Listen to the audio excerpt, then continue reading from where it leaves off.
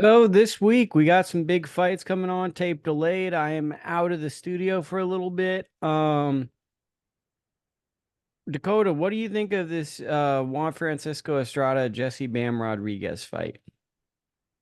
I mean, it's one of the best fights in boxing, right? I mean, there's really no way around it, outside of uh, maybe guys at bigger weights. I mean, this is the two best guys at a weight class. One guy, two different eras of fighters as well. You got one guy who's kind of new school, one guy who's sort of like the establishment champion, been in a bunch of times with Chocolatito, with Sorong whoever else it is of this era.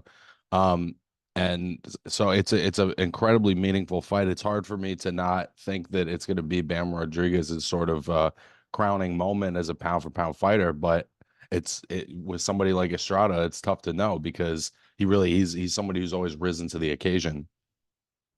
It's really an interesting fight because the rise of Bam Rodriguez has really happened over the last 2 to 3 years, right? And it seems like when people start to count him out or go, okay, this guy isn't as good as we thought, he has a performance like he did against Sonny Edwards, where I think Sonny Edwards now is looked at as less of a fighter than he was going into that fight, partially because of the level of separation that Bam Rodriguez showed in that fight. Well, and that was also another one that was billed as more of a 50-50 type fight, and Bam makes it look not easy, but he dominates the fight physically. And in fighting Estrada, he's going back up to 115. I think that he's going to be a little more explosive, not having to cut the last couple of three. And he's in with a guy who is older and has not been active. So there are a lot of things in his favor, I guess, aside from experience. Thing with Estrada is I was convinced Chocolatito was going to beat him at least one of the times in those comeback fights, and he looked stellar in those fights, albeit Chocolatito, older fighter, etc. I've given up picking against Estrada because it really does feel like when the fights have a lot of meaning, he's a guy that shows up. Well, and not only does he show up, he does have a way of winning close fights, right? Like the second two Chocolatito fights were very close. I think both of the Sorong Visai fights were close. I know he lost the second one, but he does have a way of getting close decisions, especially in recent years.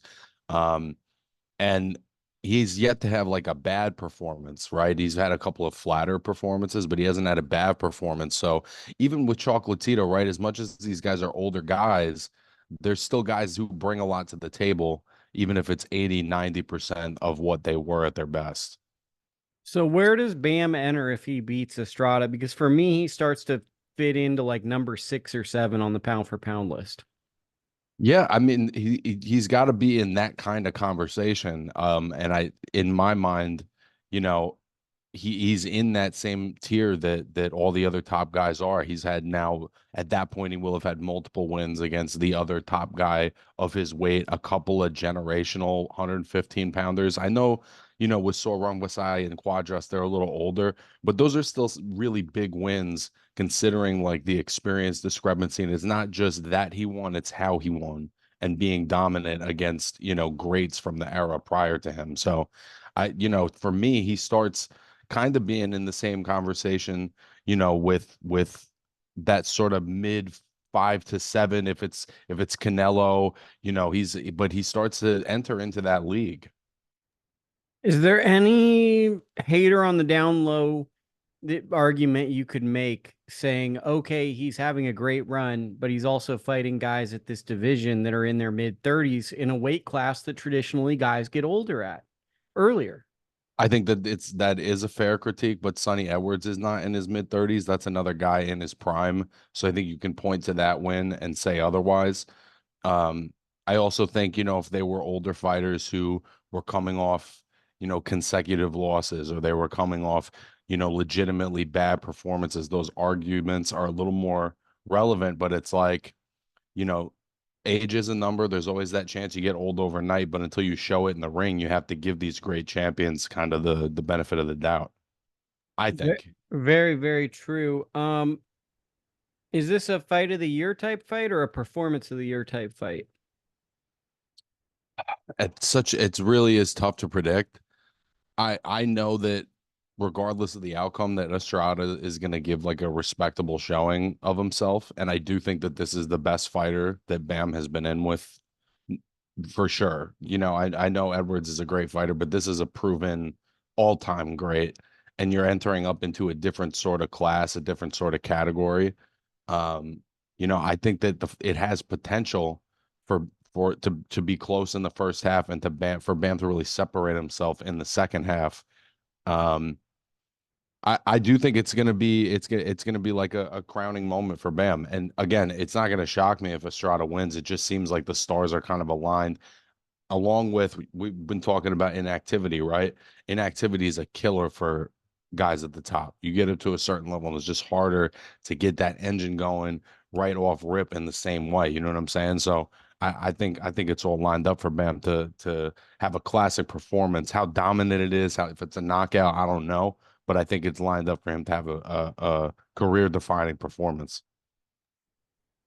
I mean, I think that not to sound like there's an investment on my end for a fighter, but I think for the betterment of the sport, it's better if the young, active fighter with a compelling trainer wins the fight because Estrada kind of has been running this division for a while and he just disappears for large gaps.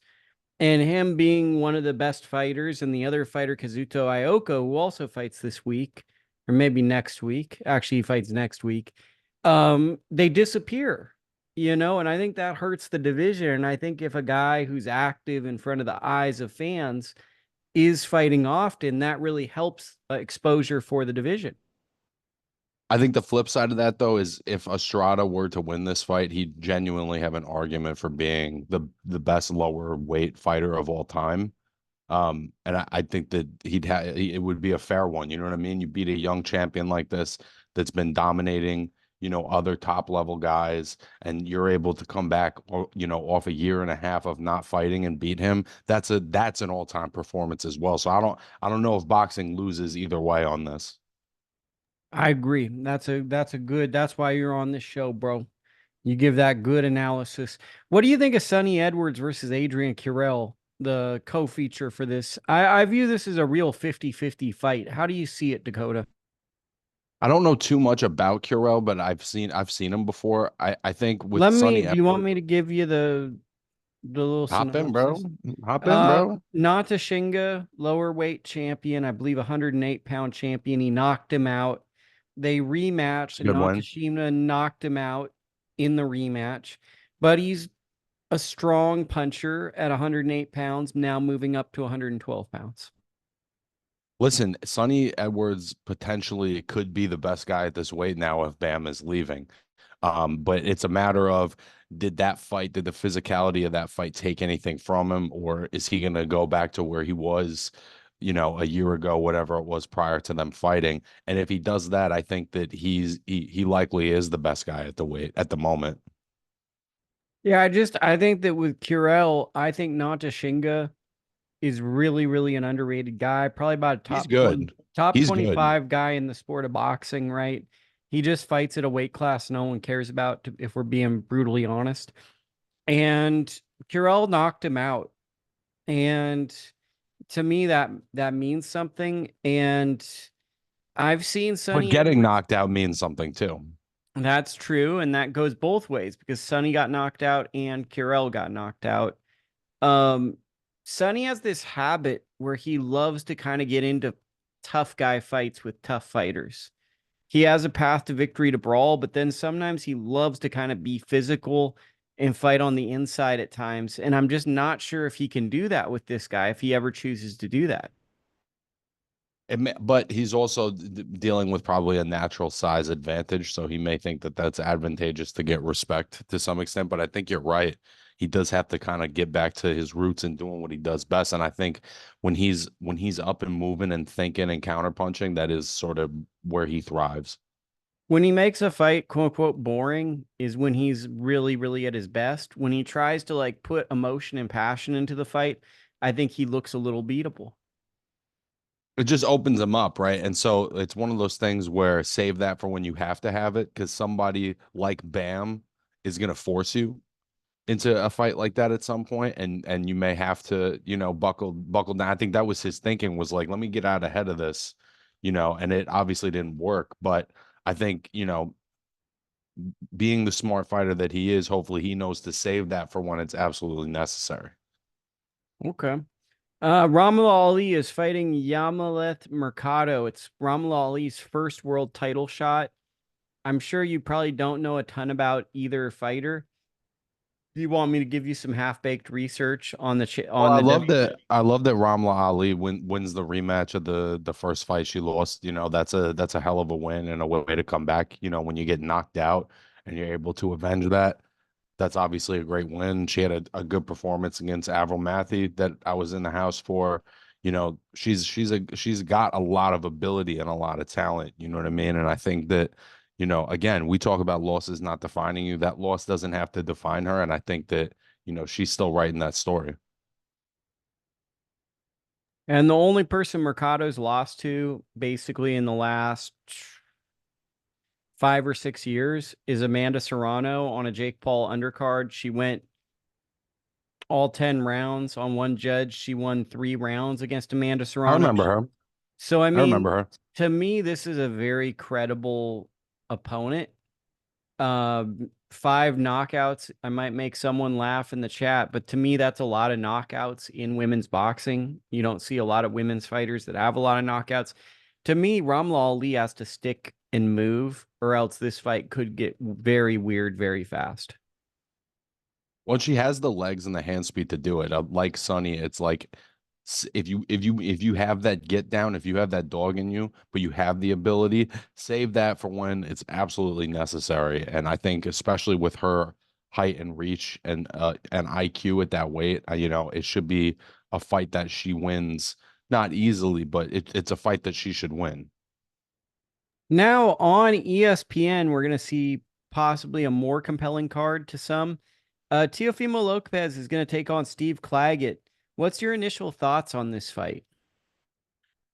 You know, I know if you don't know anything about Steve Claggett, you're kind of scratching your head like, what the fuck is this fight? You know what I mean? But and again, asking, you know, wanting Teofimo Lopez being a star of sorts in the sport to fight the top of the division, you know, this isn't necessarily the one you're looking for, right? But if you know Steve Claggett, you know he's been on a little winning streak. You know he's got a tough, rugged style.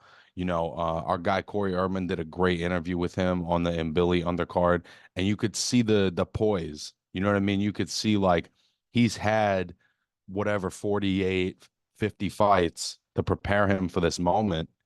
Um, and I just saw a level of poise and a level of readiness in his eyes and just in the way that he spoke about the fight that, you know, I know he's taking it serious and I know he believes there may be just like a big talent gap here, and that's always a possibility. But it's a more interesting fight than just looking at Claggett's record and looking at this and that and looking at his age. It's more interesting than it is on the surface. Well, I think it's a dangerous fight for Teofimo. I think most people are looking at this as an uncompetitive fight and a knockout, and that's the expectation. And I think there's a very good chance Teofimo can knock out Claggett because Claggett throws a lot. But if Teofimo's power is not effective against Claggett, this is a high volume puncher, and Teofimo Lopez has this history of inconsistent performances.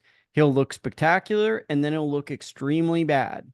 And I think that that's what's hurt him at the highest level of this sport is he calls for fights with Terrence Crawford and these other big name fighters, but his inconsistent performances make the fans not take him as serious as they should because they don't see it night in, night out as him behaving as a professional. And to be fair, also his best performances have come against compromised fighters.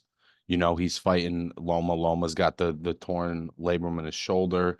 What was the fight with I'll think of it. Taylor. Yeah. The fight with Josh Taylor, you know, he's fighting a guy who's had multiple injuries. That's a, you know, in retrospect, as tough as Taylor is, right? He was kind of tailor made for Teofimo in a lot of ways as far as style. There's one thing an issue we've seen with Teofimo, regardless of the opponent, regardless of whether he's getting a gift decision, any of that.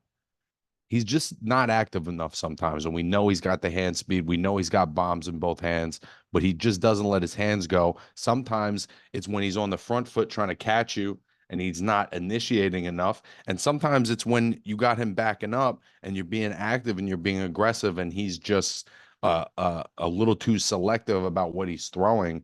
He obviously has the athletic gifts and abilities to beat Steve. It's the other stuff where Steve potentially has an edge. I think that there is a possibility that there's just a big talent gap here. Well, But there should be, right? There should be, because Teofimo has a trajectory of being a Hall of Fame fighter, and no disrespect to Steve, Steve doesn't have that trajectory potentially. Like, he'd have to have a couple of really big upset wins. There more than likely should be a talent gap given the records and given the paths they're on. But this is going to tell us a lot about Teofimo Lopez because he has these inconsistent performances, and Steve is going to come in as a professional and be very, very serious. and he's a serious guy. Like, I'm just looking at his box record. Everyone says he has a bad record. There's not a bad record, bro. He's 38, 7-2. He's won, I think I'm counting 10 fights in a row here. He's ranked number 8 on BoxRec. I mean, this is a serious guy. This is not something to be played with. To me, this is a trap fight for Teofimo because I think the big thing when I look at Teofimo is we always wonder about his focus, or at least I do. How focused is he? He gets focused for the big fights, but it seems like his focus can wander on the smaller fights. This is a guy where he really needs to be focused because he's talking about Terrence Crawford. Terrence Crawford fights 2 weight classes above him. The thing I think that's underrated about him is the same thing about like an Anthony Joshua. I think Teofimo really wants these great fights. I think he's not avoiding them. I think he genuinely is pursuing them. I think he forced the Lomachenko fight happening. If anything, with him to argue that he doesn't want to make big fights, I think that would be a criticism that's actually unfair because he's always taken tough fights. He's always taken tough fights. My thing with him is it seems like if the guys he doesn't perceive them to be on his level, you can have inconsistent performances with him where he does not live up to the billing of the fighter he should be. And I guess as fight fans and purists, we're trying to figure out, is that just his level of focus or is there a level of truth to the fighter that he is?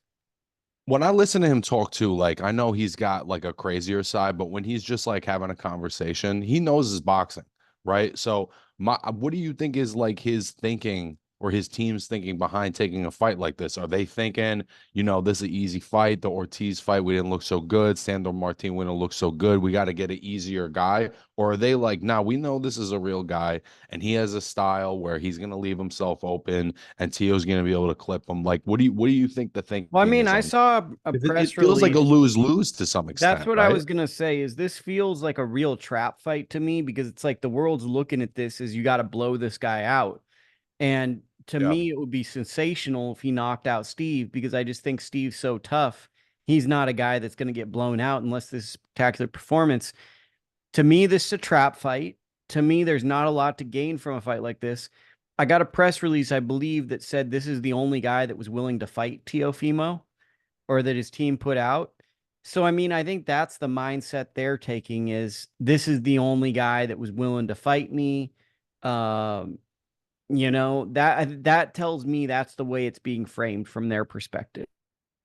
Well, I mean, good on him because again, like we both said, it's kind of a lose-lose because outside of Canada, where I know he actually is somewhat well known, he's not the most well known internationally, and so you're just taking a tough guy with a lot of experience that, if you have a hard time with him, even if you fought well and he just had a great night for himself and it's a tough fight, people are going to look down on that performance. So and if you dominate, then people are like, who is this guy? And it's like only guys like you and me that know, that he beat a real one. I mean, to me, this fight screams of kind of like one of those fights that could be a weird, lackluster performance because this is the exact type of guy that has drawn that type of performance from Teofimo in the past. Yeah, and listen, if you're checked out and you're not ready for a physical fight or you're not ready to really do some smart boxing, this guy's going to be a handful. And like, the fights with him that I remember are with Eve Ulysses, and I've always thought that Eve Ulysses was a guy with some really great skills out of Canada, and just seeing how Steve could get under his skin and he's a sharp guy, I think that that's potentially, the kind of fight he's going to try to have. Well, I also look back to the Nakatani fight, right? And that was a long physical fighter, and that was unsettling. So I think it's an interesting bout. It's an interesting one to watch. The co-feature I really like. It's Robeisy Ramirez coming off his second career loss, losing the world title. He's taking on Brandon Benitez. You might not remember Brandon Benitez. He beat Zoo Can on a Pro Box TV card. Our guy Alex Campanovo of CBM Promotions promotes him, and basically he's a physical, tough, come forward guy. And this is not a gimme for Robeisy. This is kind of like, where do you stand in the division? Here's a guy that's going to come forward for every round he can go, coming off basically a humiliating loss to a guy no one expected Robeisy to lose to. I don't know if I would have called that loss humiliating though, because it was just such a classic fight where they both almost knocked each other, but regardless of that, to me, that's what Robesi's always done though, right? He's never he's been fighting tough guys since early in his career, like Lomachenko. And so these amateur guys that turn pro, later in their careers, they're just going to have messier records that mean more. So I didn't expect, we all expected that he would rematch Espinoza immediately. Now we know that obviously he's not interested or prepared to do that yet at this time, but it's good to know that, he's staying active. Clarify why I say humiliating is I think that for him to lose his world title against an undistinguished Mexican fighter that neither of us who are hardcore boxing enthusiasts knew about, I think that there was a level of humiliation to that because we saw him as a fringe pound for pound level fighter. Right. And also the fact that, he almost knocked that guy out of his shoes a couple of times and he wasn't able to get the job done. And I'm sure that that eats at him as well. What does this fight say about Robeisy? Because it's like, what do you want to see from him? Because I would imagine he's going to target some form of a title in the future, etc. But what do you need to see from him in this fight? I want to see skills, man. I want to see skills. I know that since he knocked out Nova, he's been trying to be a little more physical, and some of that's really great that he's integrated that in. But what drew me to Robeisy early in his career was the skills, bro. And that's what I'm looking to see. I don't want to see a flat-footed guy. I don't want to see just a high guard guy. I want to see that sharpness, bro. That's good. That's good. Another bout taking place. This is a big one. Dakota's been telling me all about this in the DMs. Slink Prosper, right? The rapper Sona Akale is rematching Nico Ali Walsh. He beat Nico.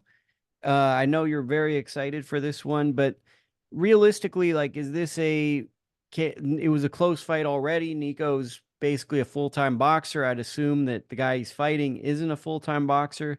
You would somewhat hope that Nico Ali Walsh, given all the promotion that's been put into him, maybe wins this fight. But do you think this is the end of the road for Nico, or do you think that he can get by the guy that beat him in a close fight? It almost doesn't matter for him in a sense because we know he started late. Like if he lost another close decision, you know, all right, maybe there's a ceiling to this guy's talent. That's no shocker. But I think that as long as he doesn't get dominated and he's got that attitude that he wants to get better, I think Nigo can basically do whatever he wants. Um, and I honestly I think that he will win the fight. If there's one thing that he's done over the course of his career is it's get a little bit better every fight. And you know, there's going to be a learning curve for him. Yeah, Nico Ali Walsh's career is kind of like an IQ test for a lot of people. If you're looking at him and viewing him the same as Vasil Lomachenko, it kind of tells more about you than it does about him because it's like he's coming in and he's pretty much green as grass, and his grandfather is one of the most important people in boxing, and he's trying something out in his 20s. You know, it's he's trying it out. He's being a boxer. He got a great opportunity. And it's quite obvious he's not as good as most people we see on our television screens, typically. And I think he's well aware of that. And but he also with his name and how much value that could bring, he could do the Jake Paul model, and fight influencers and fight guys that are not boxers. And he's kind of taken the traditional prospect route, which is something I've always really respected about him, is he wants to get it, you know, get it out of the trenches. He's not interested in cutting the line. Yeah, I mean, I think there's a lot to respect about him because I think he's taken a path that's very admirable. He's worked his way up to his position. He could have avoided this guy. I think he's a Minnesota boxer. He could have just said, "Oh, I thought I won the fight," and never rematched him. He's going back. He's trying to fix a loss in his career. I think it's a very look. Is he going to win a world title? Maybe. Who knows? Boxing titles open up, etc. But I don't think he's a Hall of Fame boxer like his grandfather, and that's okay. It's definitely okay that, there's not going to really be another Muhammad Ali. So the idea to put up the pressure on him to replicate it, I don't think he's putting that pressure on himself. I think he's truly just a tough kid. He's young, bro. I mean, what is he? He's fucking 22, 23 years old. He's sharp. He's a smart, respectful kid. You know what I mean? Like I think he's going to be just fine. And as long as he wants to keep growing and learning, I don't really think winning or losing this fight will matter. You want to know what else, bro? What else, bro? He's not embarrassing. He's not embarrassing. When I met him, I'm like, wow, this is like a real fucking guy. And a lot of people in his position might be entitled or might be a little more high and mighty or arrogant about who they are. And he really doesn't have any of that, at least in my interactions with him. I saw him at Zara in Las Vegas. My mom went to a fight with me and she was shopping, and he was just shopping in like the $20 section. Very reasonable, like normal guy. I've always liked Nico in the sense that there's a lot of fighters that when I tell people, I always say like I'm a sports writer. If I bring up like boxing, I don't try to do boxing because then it opens up a bag of worms of like, oh, let me talk about the most sensational fighter. And Nico is someone where I'm not embarrassed to have to like talk about them because in boxing, I think there's things like domestic violence that gets overshadowed a lot where people are like, oh, this guy has a bunch of domestic violence, but he's good at boxing. So we're going to skip over it. And there's like a lot of things that in other sports people wouldn't look over, but in boxing, it's just all about money. So if someone makes enough money, people are Yeah. like, that works. And Nico's one of these people where I'm like, you know what? It's not embarrassing ever to talk about Nico Ollie Walsh. You got to look at him more like you'd look at Campbell Hatton, right? Like guys who are just a little, they're a little older to start. They're coming to it because it's in the family, and they're literally figuring out who they are as fighters in front of our eyes. They're not coming to us as completed products the way other types of prospects do. No, I hear you, bro. I hear you, bro. So that is quite sensational. Final topic on this amazing show. It's quite good. When you see me again, I should have shorter hair. Um, what do you think of this Devin Haney situation? What's the situation? Talk to me. Okay, you're not aware of the situation. So Top Rank won the WBC purse bid. They were the lone bidder in the Devin Haney Sandor Martin fight for the junior welterweight WBC title that Haney retained against Ryan Garcia despite losing a majority decision because Ryan missed weight, so the belt wasn't up for grabs. Top Rank won. Eddie Hearn didn't bid on the fight. Um, Devin appears frustrated. Hearn's rationale through Ariel Helwani, a media journalist, was, hey, look, Devin's a free agent. He promotes himself. We, DAZN, Matchroom, we weren't interested in the fight. We didn't think it was an interesting fight for the network. So we didn't bid on the fight. So where does Devin go now? Because if he wants to defend his title, he has to go on to a top rank show. And the purse bid, I believe, was 2.5 million. So that would be a split for what that would be. He alluded to on Twitter that he was curious about maybe fighting Mario Barrios, who was elevated yesterday to the outright WBC welterweight champion.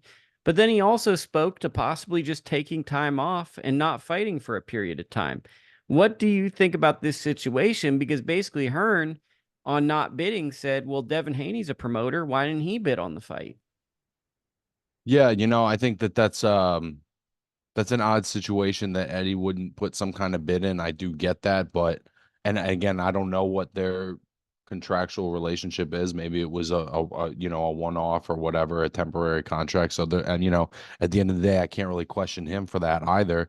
To me, all of that, what I'm hearing, man, I think the best thing that Devin Haney could do is move on from Ryan Garcia. And however he feels like he needs to do that, he is a young guy. He is 25 years old with 30 something professional fights. If he wants to take time off, bro, now's the time to do it. Now's the time to take your break. If you want to stay active, I think it's important that you stay active against high level competition and keep winning and put that fight in your rearview mirror because I have a hard time believing that that's going to be the fight that defines him. But if he lets it, it will. Do you think that this is forever going to change Devin's perception amongst like people? Because I think that a bit of his image was the Mayweather moniker, the undefeated record, and they're speaking to wanting to get his record changed back to undefeated, which even if it technically is, I think a lot of fans would still look at him as a fighter who had lost a fight to Ryan Garcia. So, I mean, that's just kind of window dressing. How do you feel about that sentiment? And do you think there's any long-term damage that Devin will feel from that? I think there probably is, bro. And as opposed to making it about, getting it changed to an undefeated record, I would change the focus to getting justice, whatever that justice is. If it's changing it to a no contest, if it's changing it to a DQ, whatever the case may be, changing it to a draw. I don't know exactly what that would be, but I think it is important for the structure of boxing to hold Ryan Garcia accountable in some way or another. Do you think there's any effects from that fight that will carry over into future Devin fights? Because Devin got hit a lot in that fight. I don't think it will physically. I think he's young enough, and that's really kind of the first one of those for him. Um, he won some rounds in that fight. It wasn't a completely like irredeemable performance. And then when I It's hear just a people talk, bad fight. it wasn't a good fight. People, again, I know that, for the internet people, it's all about clips and highlights and whatever, but this fight was like 9 rounds of fucking nothing. And um, again, I would advise him and whoever is on his team, not that they want or need what my advice, but move on from that fight as quickly as you can, but keep pursuing justice, not just for yourself, but for the rest of the sport. If he comes back, do you think he's a welterweight or do you think he tries to defend his title against Sandor Martin, who's probably a guy that most people would try to avoid given that he arguably beat Teofimo Lopez? I hope that he does take the Sandor Martin fight. I think it's a low risk fight physically for him. It'll be more of a thinker's fight, and I think that that's a good kind of fight for him to have right now. Again, I can't fault the kid if he wants to take some time off, and I think that considering how his body's been changing over the last couple of years, if he took some time off, I'd be hard for me to imagine that he's making 140 ever again. Yeah. I mean, I think that the only thing about going to 47 is if you go to 47, now you're a big name fighter, and there's a guy that's been wanting big name fights, and his name is Boots Ennis. And I think that if you go up there, that just starts to become a fight that everyone starts to want to see. And what a great way to put Ryan Garcia in your rearview mirror. I mean, that is true. I think that the tough thing for him is Devin came into this year as a pound for pound fighter. I think he took the fight with Ryan Garcia to take Ryan's fans, and then just kind of the worst case scenario happened in the fight. Listen, we talked about 140 for a long time last week. Ryan, this weight class has about 20, 25 guys that could legitimately win a belt. So all of this marketing yourself as unbeaten or whatever, that shit's got to go, bro. This division's too stacked. I think everyone's taking an L before it's all said and done. They should. I think that honestly, you shouldn't be considered one of the best if you don't. And again, when you have a stacked division like that where guys are getting after it and getting in the ring with each other, you know, you have an off night, even a little bit, like everybody's losing a fight, bro. I think And Subriel Matias is knocking a lot of people out. And he just didn't have his best night against a guy that was the real fucking deal. And he took an L, bro. And that's boxing. and I think that's why guys have been inactive in the modern era, is they're just simply not that good. They're gonna have off nights and they're worried about losing. Yeah, and I think the preservation of the record, I just think it's so much easier. Like we look at that, like we're talking about Robeisy, that's how you get past a loss like that is you get back in. You get back in against another high level opponent. You beat that opponent. You keep it pushing, and then enough time goes on. You win enough fights consecutively, and any loss can be learned from and moved on from. Coda, where can people support you this week? They can always support me at the Slip and Weave podcast on Instagram, on YouTube. Uh, check out my independent content on ITR Boxing. Check me out with my guy Lukie every week for the most part, and appreciate all the support. Right on. We will be back next week, but not on the weekend. Maybe 4th of July, maybe July 3rd. We will keep you in touch. Okay, talk to you soon.